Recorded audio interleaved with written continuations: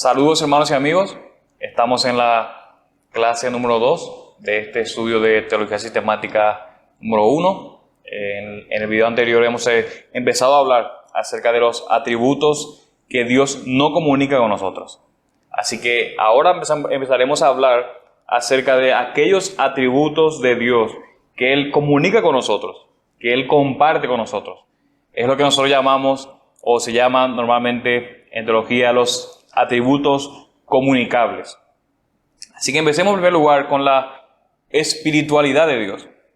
Dios es espíritu y Él no tiene un cuerpo como nosotros. Cuando leemos, por ejemplo, en Juan capítulo 4, 22, y el contexto es sumamente conocido seguramente por ustedes, es Jesucristo hablando con esa mujer samaritana. Y después de conversar con ella y ella decirle sobre el conflicto acerca de la adoración entre los samaritanos y los judíos, Él explica a ella en el versículo 24, Dios es espíritu y los que le adoran deben adorar en espíritu y en verdad. Es decir, que Dios no tiene un cuerpo como nosotros. Y también es importante aclarar que no es que Dios tiene un espíritu, sino que Él es espíritu. Note, por ejemplo, 1 Timoteo capítulo 1, versículo 17, que dice, por tanto, al Rey eterno, inmortal, invisible, único Dios, a Él sea honor y gloria por los siglos de los siglos. Amén. Dios es espíritu, Dios es invisible, Dios no puede ser visto, ningún hombre lo ha visto ni lo puede ver, dice las Escrituras. Ahora, unas implicaciones de la espiritualidad de Dios es que Dios tiene un ser sustancial, todo para Él mismo y es distinto del mundo. Dios en su ser es distinto del mundo y ese ser sustancial es inmaterial. No está compuesto de material, es inmaterial, es invisible y es sin composición y sin extensión. Ahora es notable o interesantemente, por ejemplo, los mormones enseñan que Dios tiene un cuerpo. Y según la teología de Joseph Smith, Jesús fue la primera criatura y en su obediencia Él se hizo Dios. Entonces ahora como Dios, Él tiene un cuerpo. Dicen ellos, Dios mismo tiene un cuerpo. Es un ser material. Pero vemos que la Biblia nos enseña que Dios es espíritu. Él no es material, Él es inmaterial. Es invisible y es sin composición. Pero eso también implica lo que dijimos al comienzo acerca de la simplicidad divina. Porque Él es espíritu en la manera más absoluta y en el sentido más puro de esa palabra. No existe en Dios composición de partes. Él es simple. Así que la verdad que Dios es espíritu implica también la simplicidad divina. Ahora, cuando la Biblia nos habla a nosotros de que Dios tiene partes como el ser humano, como manos, como ojos, oídos, etc. Como dijimos anteriormente, la Biblia está hablando de manera analógica o de manera antropomórfica. Es importante que entendamos eso, porque si tratamos de interpretar la Biblia de tal manera que nosotros le damos a Dios manos, le damos ojos y le damos oídos, entonces estamos yendo realmente en contra del testimonio de la Biblia de que Dios es espíritu y que se le debe adorar en espíritu y en verdad. Por lo tanto, Dios es inmaterial, Dios es invisible. Ningún hombre lo ha visto ni tampoco lo puede ver. Él es Señor. Ahora, estamos hablando de los atributos comunicables de Dios, lo que Él ha comunicado con nosotros. Y para entenderlo mejor, vamos a dividirlos en tres: atributos intelectuales, atributos morales y atributos de soberanía. Otra vez, vamos a dividirlos para entenderlo mejor entre estos atributos comunicables, los atributos intelectuales, atributos morales y atributos de soberanía. De manera que vamos a tratar primeramente con los atributos intelectuales. Empezaremos con el atributo de conocimiento, el conocimiento de Dios. El teólogo Berkhoff dice que el conocimiento de Dios es esa perfección en Dios en la cual Él, en una manera enteramente única, se conoce Él mismo y todas las cosas posibles y actual en un hecho eterno y sencillo. Otra vez, dice él que el conocimiento de Dios es esa perfección de Dios en la cual Él, Dios, en una manera enteramente única, se conoce Él mismo y todas las cosas posibles y actual en un hecho eterno y sencillo. Ahora, ¿dónde vemos eso en la Biblia? Bueno, veamos Isaías capítulo 40, versículos 27 y 28. Esto es lo que dice. ¿Por qué dices Jacob y afirmas Israel?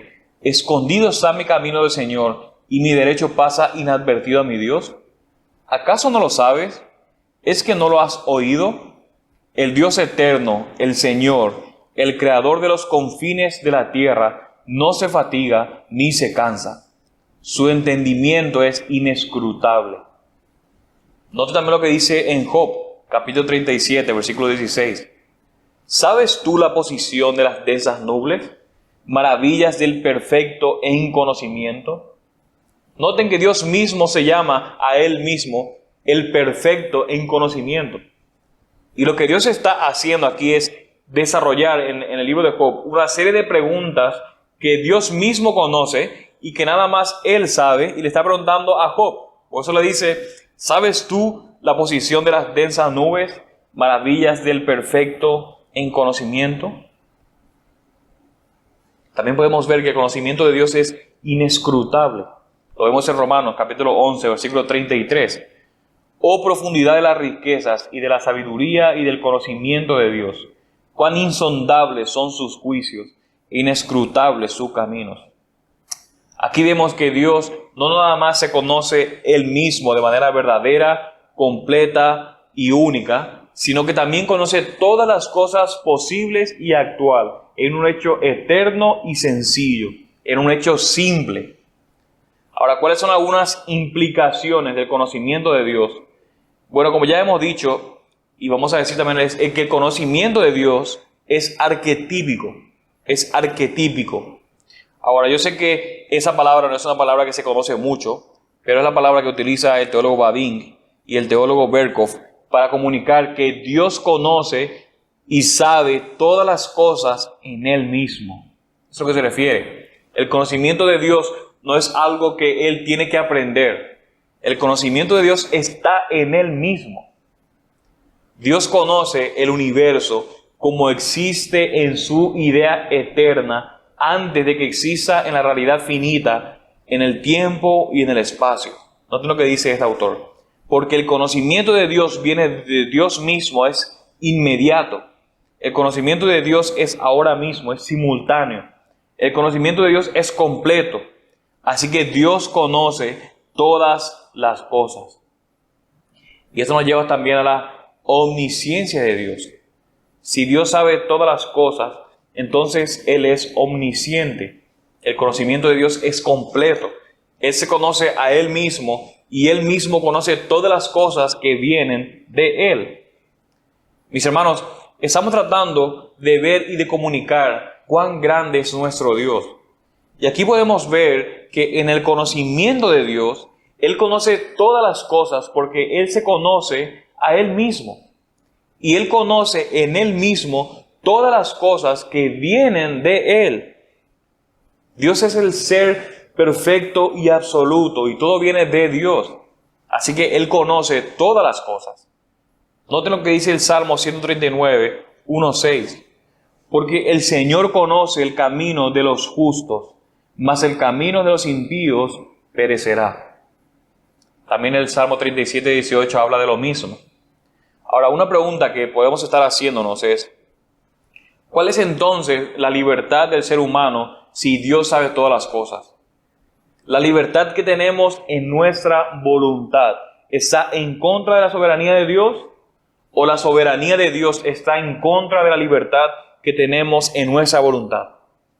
Si Dios sabe todo, la pregunta es simple y sencilla. ¿En verdad entonces tengo libertad? Y la respuesta que quiero proponer, mis hermanos, es lo que se llama el compatibilismo. Y esta es una palabra que comunica que la soberanía de Dios y la libertad que nosotros tenemos como seres humanos existen juntamente y son compatibles. Son compatibles. El conocimiento de Dios es compatible con la libertad humana. Somos libres genuinamente. Dios conoce todas las cosas, incluyendo eventos potenciales en el futuro.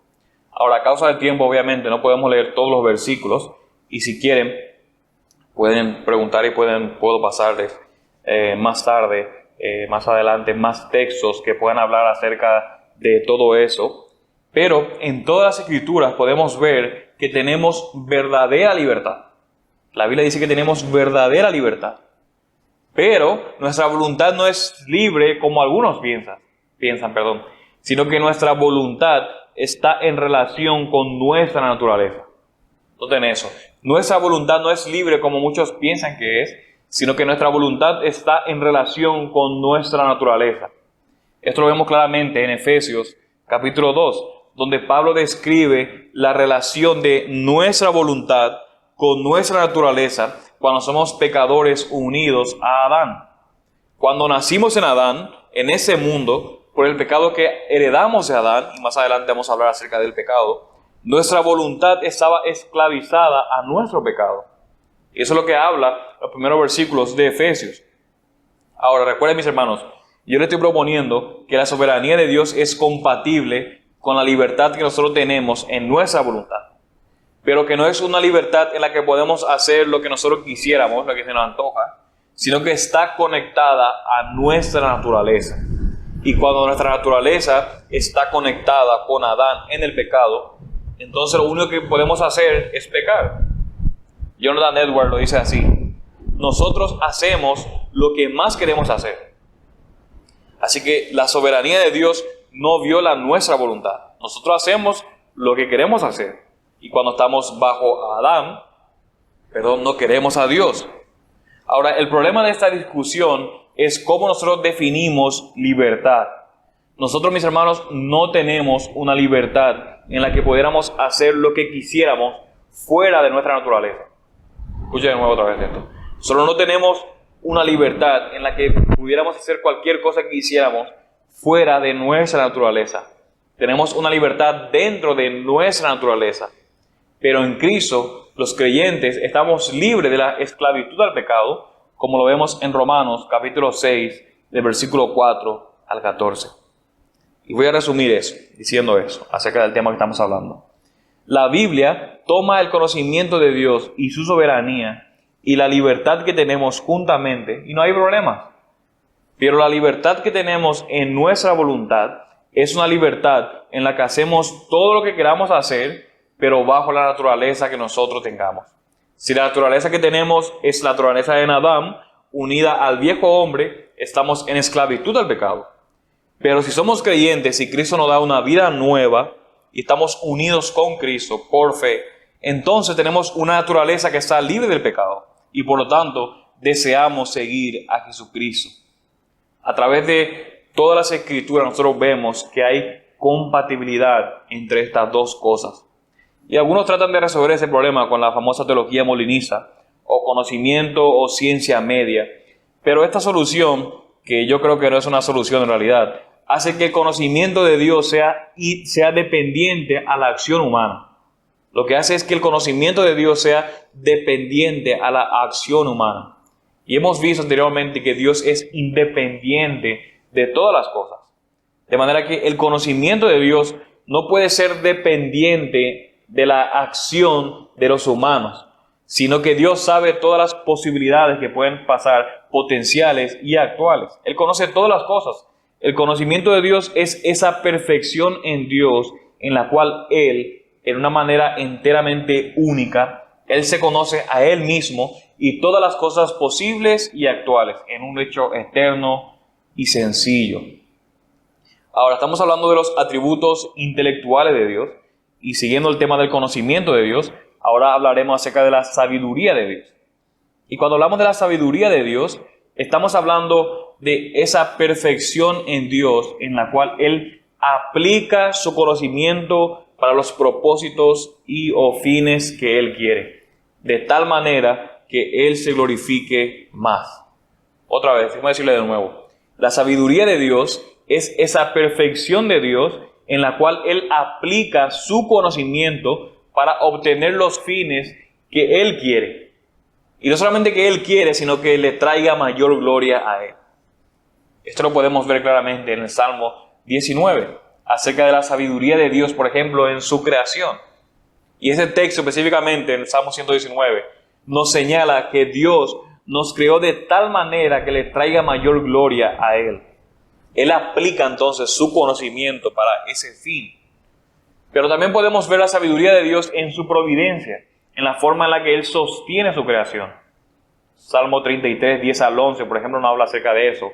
O un texto conocido como Romanos 8, 28, que dice: y sabemos que para los que aman a Dios, todas las cosas cooperan para bien.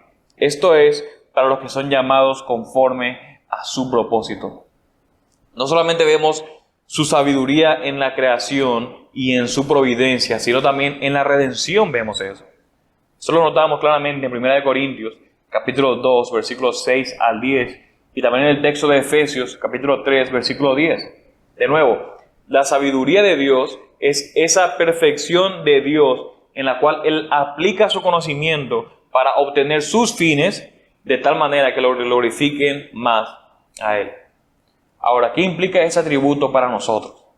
Bueno, podemos confiar en que Dios cumplirá todos sus propósitos, porque Él aplica su conocimiento a los fines que le glorifiquen más a Él. Así que aunque a veces no podemos entender nuestras circunstancias o el sufrimiento en el que podamos estar pasando, o aún esa pandemia, podemos confiar en que Dios, en su sabiduría, Él conoce todas las cosas, Él entiende todas las cosas y Él está guiándonos de tal manera que le traiga a Él más gloria. Además, también nosotros podemos entender y podemos confiar en la palabra de Dios en cuanto a este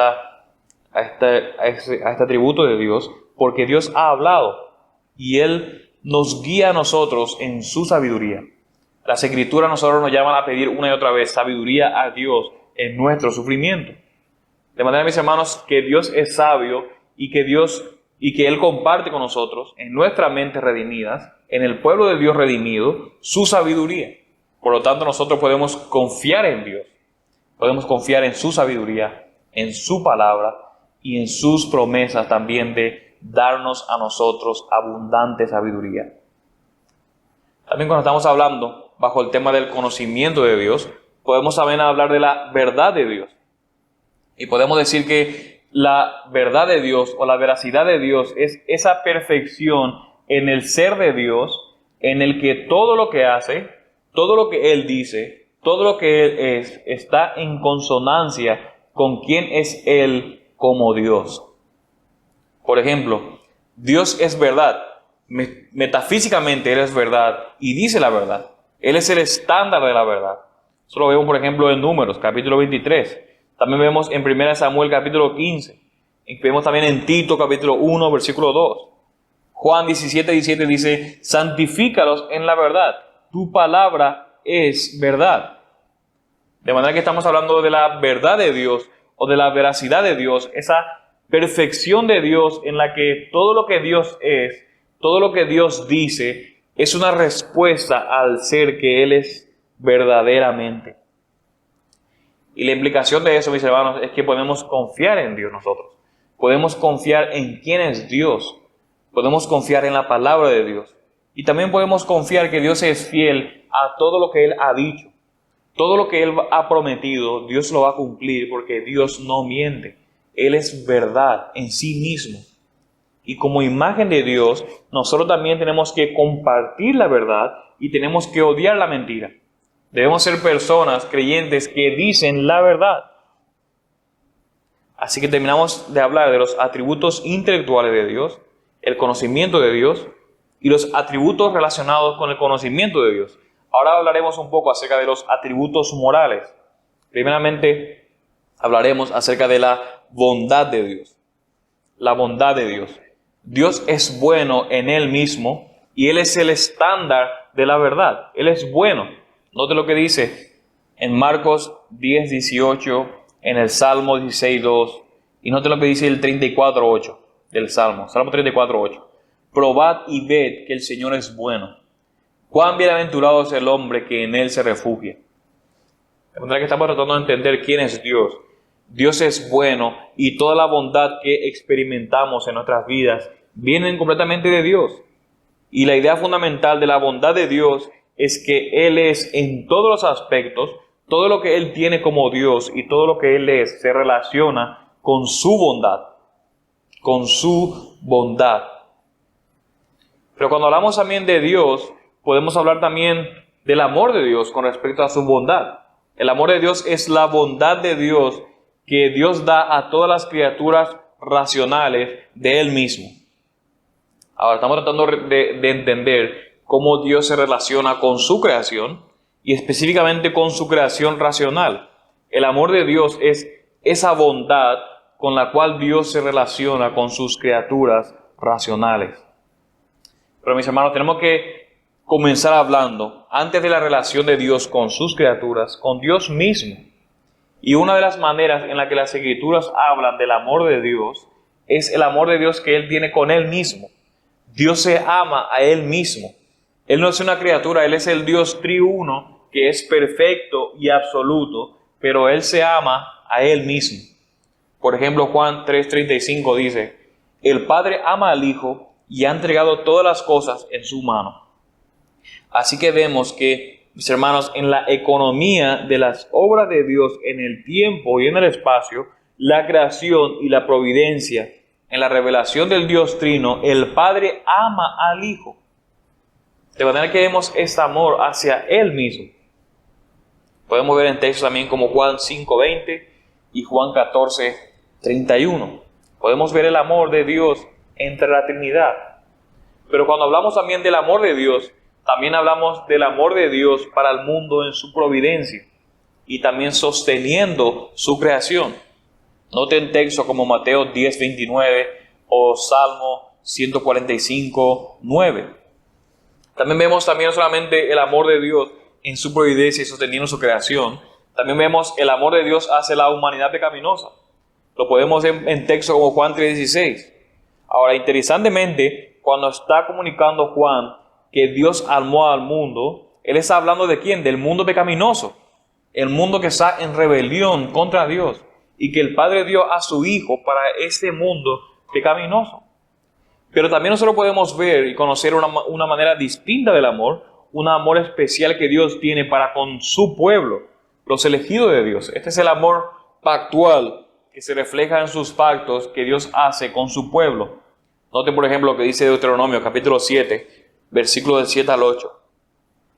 El Señor no puso su amor en vosotros, ni os escogió por ser vosotros más numerosos que otro pueblo, pues erais el más pequeño de todos los pueblos. Mas porque el Señor os amó y guardó los juramentos que hizo a vuestros padres, el Señor os sacó con mano fuerte y os redimió de casa de servidumbre, de las manos de Faraón, rey de Egipto. Otros textos que pueden leer es Romanos 5:8, Juan 16:26 al 27. Ahora, esta es la implicación, mis hermanos, del amor de Dios. De la misma manera que Dios ha explicado su amor, enseñando el amor que Él tiene para su pueblo en la muerte de Jesucristo, de esa misma manera también nosotros tenemos que amarnos los unos a los otros. Recuerden, estos son los atributos que Dios comparte con nosotros. Y nosotros tenemos que reflejar la imagen de Dios en nuestras vidas. Y la bondad no solamente se relaciona con el amor de Dios, sino también se relaciona con la gracia de Dios. La gracia de Dios es esa bondad o ese amor de Dios que no merecemos, pero que Él da a aquellos que no lo merecen y que por naturaleza estamos bajo condenación. Esa es la gracia de Dios. Ahora, cuando estamos hablando de la gracia de Dios, podemos distinguir entre la gracia común con la gracia especial de Dios, la gracia de la salvación. En la gracia común, nosotros podemos ver que aunque el mundo no merece en absoluto la bondad de Dios, Dios refleja y practica su bondad en el mundo de manera entera, en un sentido general, para sostener a sus criaturas y sostener a su creación. Mateo 5:45 habla claramente de eso. Podemos ver su gracia común de maneras diferentes. Y una de las preguntas que muchas personas hacen es, ¿por qué es que hay tanto pecado y hay tanta maldad? ¿Por qué es que sucede tanto, hay tanta maldad en el mundo? Pero yo propongo que a lo mejor debemos preguntar, ¿por qué no hay más pecado y por qué no hay más maldad? En vez de preguntar por qué hay maldad, sino que por qué no hay más maldad y por qué no hay más pecado. Parte de la gracia común también es poner límites al pecado. Eso es parte de la gracia común de Dios. Pero hay una manera especial también de la gracia de Dios, la gracia de la salvación, y es la bondad de Dios o el amor de Dios en un sentido especial para pecadores que están bajo condenación, dándole a ellos justificación, dándole a ellos vida en vez de muerte, que es lo que ellos se merecen. Eso es la gracia de Dios en la salvación. Por eso hablaremos en la clase y se hablará más adelante acerca del aspecto de la salvación de Dios. Y relacionado a la gracia de Dios, también tenemos no solamente el amor y la gracia, también tenemos la misericordia de Dios.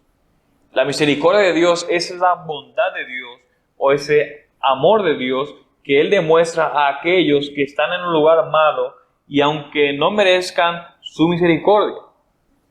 Esa misericordia también de Dios viene de la bondad o el amor de Dios. Y Dios tiene misericordia para su creación y para sus criaturas. Esa es la bondad de Dios o ese amor de Dios que Él demuestra a personas pecaminosas. Otro atributo moral de Dios también es la santidad de Dios.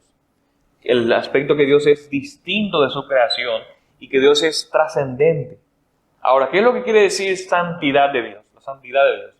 Es un tema que encontramos una y otra vez alrededor de todas las Escrituras. Y este aspecto de la santidad viene de la palabra en hebreo que es kat, que quiere decir como cortar o separar, y también de la palabra en griego agios. Ahora, esas palabras, las dos palabras, tienen un sentido positivo y un sentido negativo. Positivamente quiere decir que consagrado, uno que está separado para algo, y negativamente quiere decir que está separado o alguien que está separado de alguien. Por ejemplo, cuando se usa para con Dios, Dios está separado para Él mismo y para su gloria. Y está separado también de su creación y de las criaturas, y sus pecados y de la maldad. Pero también nosotros podemos ver de esa misma manera que nosotros debemos ser santos como Dios es santo. Eso lo podemos ver claramente en Levíticos, capítulo 11, 44, en sentido positivo. Porque yo soy el Señor vuestro Dios, por tanto consagraos y sed santo, porque yo soy santo. No os contaminéis, pues con ningún animal que se arrastra sobre la tierra. Y en el sentido negativo también lo podemos ver en Isaías, capítulo 6, versículo 3, que Dios es metafísicamente santo, en Él mismo es santo. Dice que es santo, santo, santo. Dice el texto de Isaías 6:3. Y uno al otro daba voces diciendo, santo, santo, santo es el Señor de los ejércitos. Llena está toda la tierra de su gloria. Él está dedicado a su misma gloria y Él se separa de toda maldad y de todo pecado. Otros textos que podemos ver en base a este aspecto de la santidad también es Job, capítulo 34, versículo 10 y el versículo 16. Ahora, unas implicaciones de la santidad de Dios es que también nosotros, como creyentes, tenemos que ser santos porque Dios es santo. Y Dios ha revelado su santidad en la palabra, en la ley y en el evangelio. Él ha revelado el estándar de la santidad en su palabra. Nosotros ahora, como creyentes, a través de Jesucristo, somos consagrados a Dios por el Espíritu Santo. Eso es lo que dice 1 de Pedro, capítulo 1, del versículo 1 al 3. Por tanto, la santidad de Dios es esa perfección de Dios en la cual Él determina eternamente y mantiene su excelencia moral. Dios odia el pecado y Él demanda pureza de sus criaturas. Esa es la santidad. Y relacionado a la santidad también tenemos la justicia de Dios. La justicia de Dios. La justicia de Dios es que Dios es infinitamente justo en Él mismo. Ahora podemos ver cómo cada uno de los atributos se relacionan uno con otro, no es que pueden ser separados. Así como está la santidad, también está relacionado íntimamente la justicia de Dios. Porque Él es verdad y Él es santo. Y porque Él es santo y porque Él es verdad, Él no miente. Él es justo y por la justicia de Dios vemos que Él es infinitamente justo en Él mismo. Y Él se mantiene en Él mismo contra toda violación de su santidad.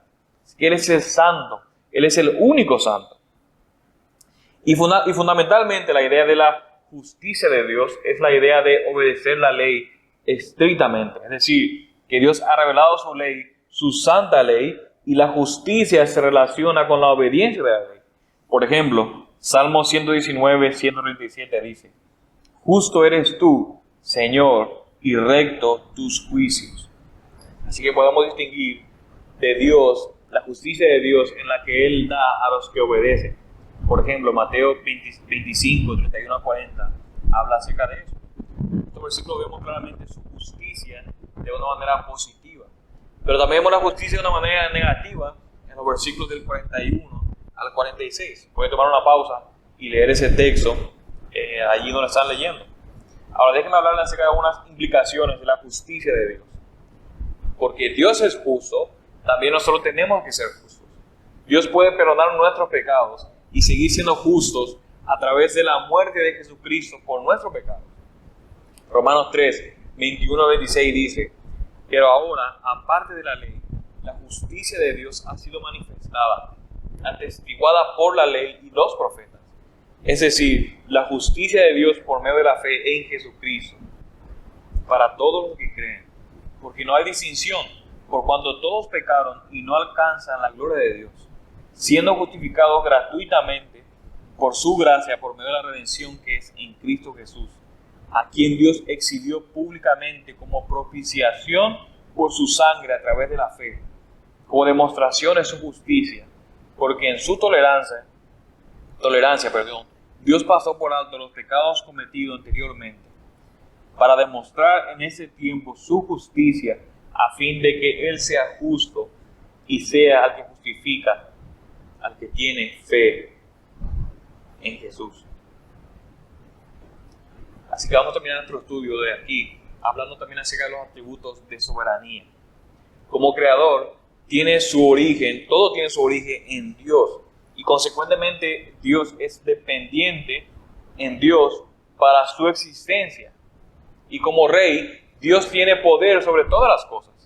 Eso es lo que vemos en Isaías 40 y muchas veces también vemos en los Salmos.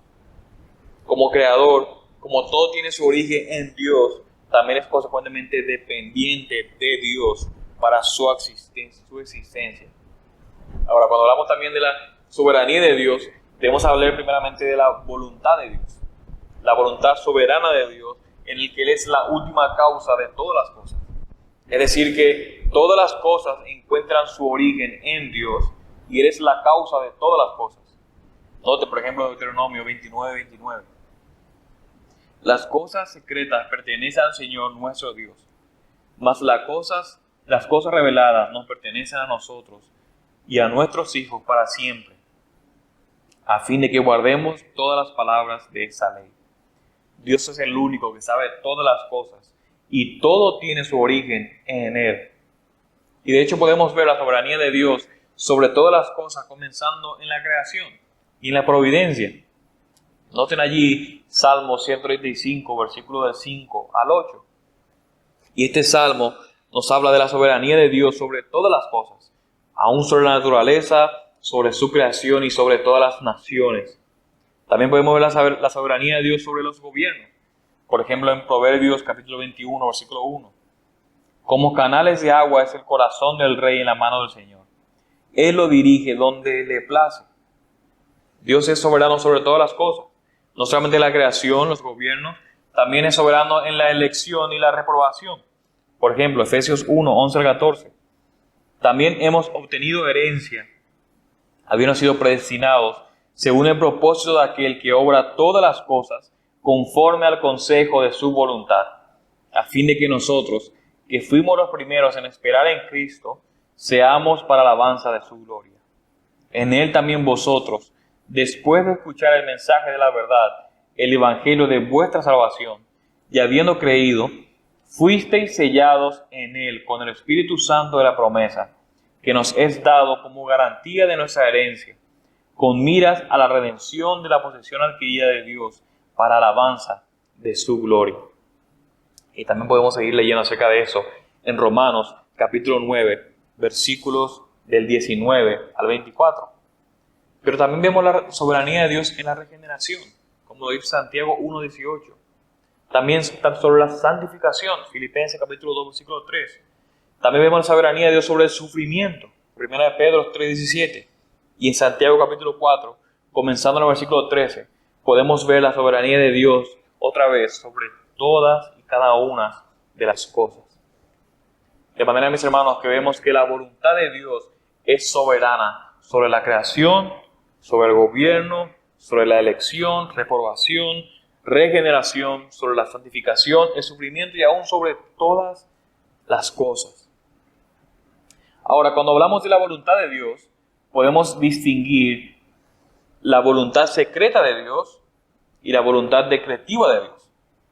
Por ejemplo, la voluntad de Dios que nosotros no podemos ver o entender es la primera, la voluntad secreta de Dios o la voluntad decretiva de Dios. Es esa voluntad de Dios donde Él propone o decreta todas las cosas que van a suceder, causándolo o con su permiso. Esa es la voluntad de Dios que nosotros no podemos ver, que está escondida en los decretos de Dios. Eso lo podemos ver, por ejemplo, en Salmo 115, versículo 3, y en Romanos capítulo 9. Pero también podemos distinguir esa voluntad de Dios secreta o decretiva con la voluntad de Dios revelada o que Él nos manda. Por ejemplo, esta voluntad de Dios es la regla de vida que Dios ha revelado para sus criaturas. La voluntad de Dios que nos dice cómo es que nosotros debemos comportarnos y cómo debemos nosotros relacionarnos con Él. Romanos 12:2 dice: y no os adaptéis a ese mundo, sino transformaos mediante la renovación de vuestra mente, para que verifiquéis cuál es la voluntad de Dios, lo que es bueno, aceptable y perfecto. Mis hermanos, Dios ha revelado su voluntad para nosotros, su revelación, sus prescripciones para nosotros. Esta es la voluntad de Dios soberana. Pero también podemos hablar del poder soberano de Dios, o como se ha entendido, la omnipotencia de Dios. Dios tiene poder para hacer toda su voluntad y para hacer cumplir toda su voluntad. Eso es lo que quiere decir la omnipotencia de Dios o el poder soberano de Dios. Él puede hacer todo lo que a Él le plazca. Ahora, hay algunas cosas que Dios no puede hacer, como por ejemplo ya hemos visto que Dios no puede mentir. Esas son cosas imposibles, lógicamente, porque son cosas que van en contra de su naturaleza y de su carácter. Dios es verdad. Dios no puede mentir. Él no puede no cumplir sus promesas porque Dios es fiel. Dios tiene la libertad de actuar o no actuar. Es la libertad del poder de Dios. Dios no necesitó crear ese mundo. Él no necesitó salvar a pecadores. Pero por su voluntad, Él tiene el poder soberano para crear y para salvar, para su pura voluntad. Por su pura voluntad. Él tiene esa libertad. Dios hace todo lo que a Él le plazca. Pero diciendo de manera general, también Dios muestra su poder sobre su creación. También vemos su poder en su providencia, vemos su poder sobre la redención, vemos su poder en su justicia. Ahora, déjenme decirle algunas implicaciones de eso. Mis hermanos, Dios puede hacer todo lo que Él se propone hacer y esto nos debe traer a nosotros seguridad. Nos debe ayudar a entender que Dios es soberano sobre toda circunstancia en nuestra vida. También nos debe traer ánimo porque Dios puede dar respuesta a nuestras oraciones. Solo podemos orar a Dios con la confianza que Él es soberano. Y sabemos que Él escucha nuestras oraciones, que Él escucha nuestras peticiones. También tenemos confianza en Dios porque Él cumple cada una de las promesas que Él hace, que Él ha hecho. Hemos visto en el Antiguo Testamento y en el Nuevo Testamento, mis hermanos, algunos atributos de Dios. Algunos que Él no comunica con nosotros, pero otros que Él comunica con nosotros. Dios no es un ser más con atributos. Él es el ser perfecto y atributos. Y los atributos son el ser de Dios. No podemos separar los atributos de la persona del ser de Dios. Y por último, podemos hablar también de la gloria de Dios. La gloria de Dios no es un atributo distinto de los otros. Es mejor hablar de la gloria de Dios en una manera en la que podemos explicar la plenitud de todas las perfecciones de Dios. Por ejemplo, cuando entendemos todos los atributos de Dios, todas las perfecciones de Dios justamente o de manera junta, esa plenitud es la gloria de Dios. La belleza de la perfección de todo lo que Dios es. Eso es la gloria de quien es Dios. Y en hebreo la palabra, por ejemplo, es kabod.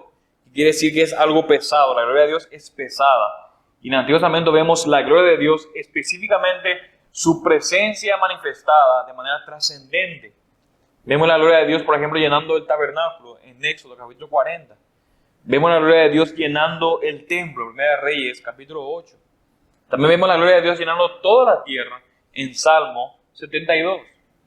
Y el propósito para nosotros es morar en la presencia de Dios. Eso lo vemos, por ejemplo, en Génesis capítulo 1 y capítulo 2. En el Nuevo Testamento vemos que Jesús es la gloria de Dios. Él es la presencia trascendente manifestada de Dios dentro de nosotros. Por ejemplo, si vemos Juan capítulo 1, versículo 1 a 14, donde dice que Dios habitó, donde dice que Jesús habitó entre nosotros, es el mismo lenguaje del tabernáculo. De la misma manera que la gloria de Dios llenó el tabernáculo, el templo, en esa misma manera la presencia de Jesucristo en nosotros es la gloria de Dios. Podemos decir que se tabernaculizó dentro de nosotros. Y dice el texto, vimos su gloria, gloria como la del unigénito del Padre, lleno de gracia y lleno de verdad. Ese es el lenguaje del tabernáculo. Jesús, mis hermanos, es la gloria de Dios. Y Él nos explica quién es Dios. Podemos ver la gloria de Dios en el rostro de Cristo. Y la implicación para nosotros acerca de esto es nuestro propósito. Nuestro último fin es glorificar a Dios. Glorificar a Dios en todo lo que pensamos, en todo lo que decimos y en todo lo que hacemos. Nuestro fin, el propósito de Dios para con nosotros, es su gloria. Glorificar a Dios con todo nuestro ser. Espero, mis hermanos, que ese conocimiento de Dios los pueda llevar a ustedes en adoración y ver a Cristo aún más hermoso y maravilloso de lo que podemos verlo. Dios les bendiga.